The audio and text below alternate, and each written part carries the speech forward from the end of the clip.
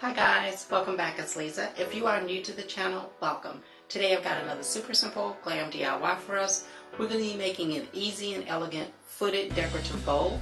So what you're going to need some of this silver diamond chain. This is from Efavormart.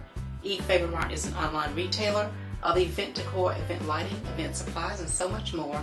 I will have Efavormart's information along with my custom affiliate links in the description box below for you guys to check them out. Now from Dollar Tree, I'm going to be using one of these plastic bowls. I'm also going to be using 2 of these taper candle holders. I will be using both hot glue and tacky glue on this project, but if you'd like to make any of these components permanent, please use something like E6000 or an epoxy bond, and that will help to make it permanent. These are the items that we'll need in order to complete this beautiful project. If I decide to use additional items or alternate items, I will list those in the description box below for you as well. Let's get started.